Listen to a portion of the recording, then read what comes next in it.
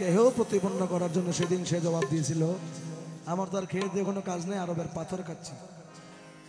এই কথা বলার সাথে সাথে আল্লাহর ইশারায়, আল্লাহর কুদরতি ইশারায় গাছের যত বড়ই ছিল, এই গালের বড়ই এই গালে আসার আগে ওইটাকে আল্লাহ পাথর বানাই দিয়েছিল। সেদিন আমাদের নবী চিন্তা করলেন, এভাবে আমি আমার চাচাকে ইসলামের দাওয়াত দিতে পারবো না। রাত যখন গভীর হবে, কেউ থাকবে না, তখন আমার চাচাকে গিয়ে ইসলামের দাওয়াত দিয়ে আসবেন। একদিন রাত্র অধিক হইল, সঙ্গে না কেউ ছিল, করিতে গেলেন নবী ইসলাম জারি রে আবু জাহেলের বাড়ি রে, আবু জাহেলের বাড়ি। ও একদিন রাত্র অধিক হইল, সঙ্গে না কেউ ছিল, করিতে গেলেন নবী ইসলাম জারি রে আবু জাহেলের বাড়ি রে, আবু জাহেলের বাড়ি।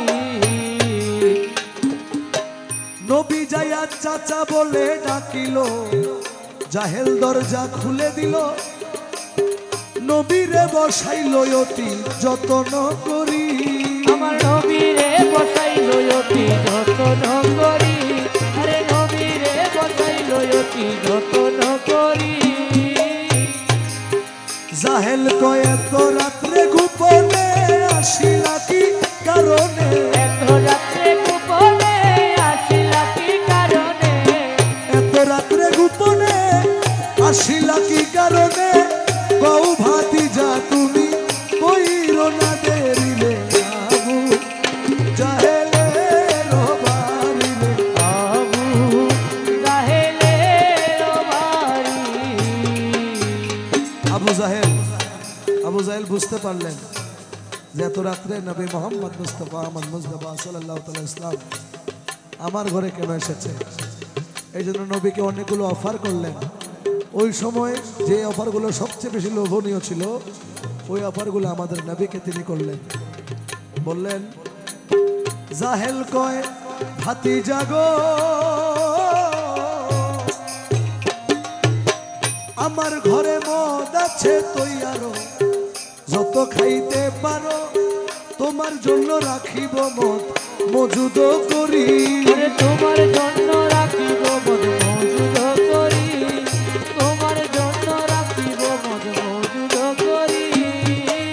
আরবের যত নারী দেখো পছন্দ করি, আরবের যত নারী দেখো পছন্দ করি, আরবের যত নারী দেখো পছন্দ করি, হাজির করিতে পারি পরম সুন্দরী রে আবু জাহেলের বাড়ি রে, আবু জাহেলের বাড়ি।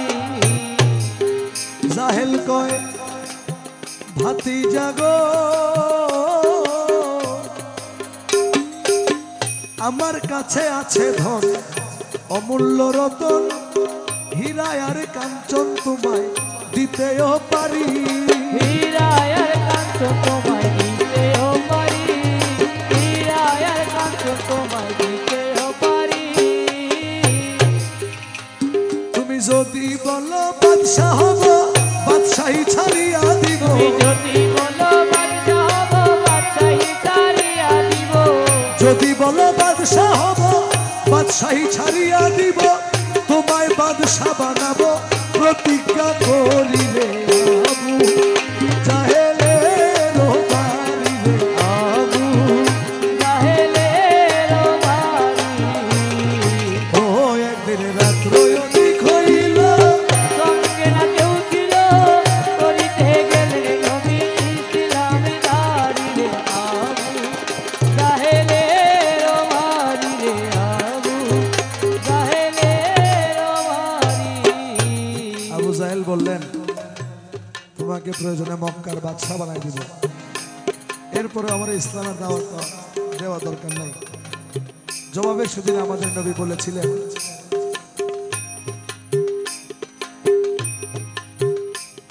আমার নবী বলে চাচাজি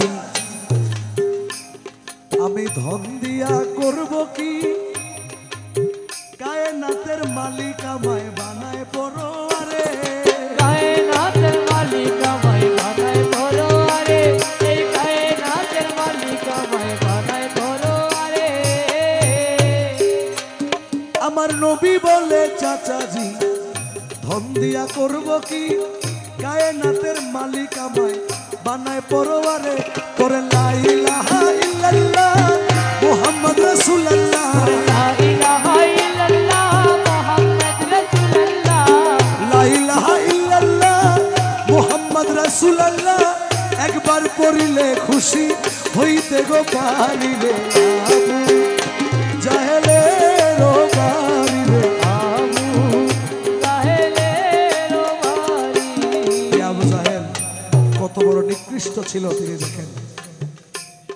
যখন বললেন একবার পড়েন লা ইলাহা ইল্লাল্লাহ মুহাম্মদ রাসূলুল্লাহ, তাহলে আমার আর কিছু দরকার নাই, আপনার সমস্ত গুনাহ যা করেছেন সবকিছু সুপারিশ আমি করব, আপনি একবার বলেন। জাহেল এই কথা শুনিয়া হাতে লাঠি লইয়া নবীজির পৃষ্ঠে মারলো কয়েকটা বাড়ি।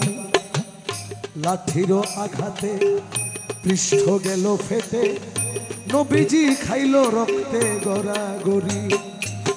রক্ত মাখা পিঠ লইয়া আস্তে আস্তে উঠিয়া চলিতে লাগিলেন নবী খাদিজার বাড়ি।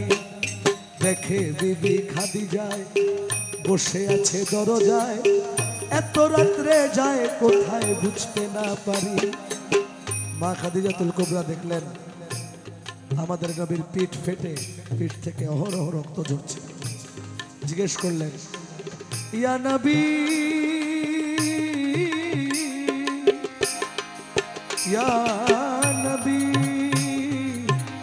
ইয়া হাবিব, ইয়া রাসূলুল্লাহ, আপনি নবী আপতাহি মুহাম্মদ আরবি, এই ঘটনা ঘটাই লোকে জানতে কি পারি।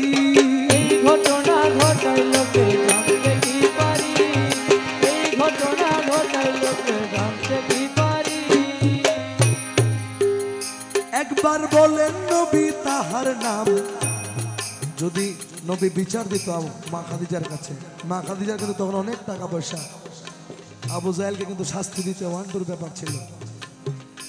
একবার বলেন নবী তাহার নাম, কে করিল এমন কাম। নবী বলে আবু জাহেল মাইরাছে বাড়ি। নবী কয় মারছে তাতে দুঃখ নাই, আমি আবার যাইতে চাই। আরে মারতে তাতে দুঃখ নাই, আমি আবার যাইতে চাই। মারছে তাতে দুঃখ নাই, আমি আবার যাইতে চাই। দেখি কালে মানি পরাইতে পারি। আবু জাহেলের বাড়ি, আবু জাহেলের বাড়ি। ও একদিন রাত্র যদি হইল, সঙ্গে না কেউ ছিল, করিতে গেলেন নবী ইসলাম জারি রে।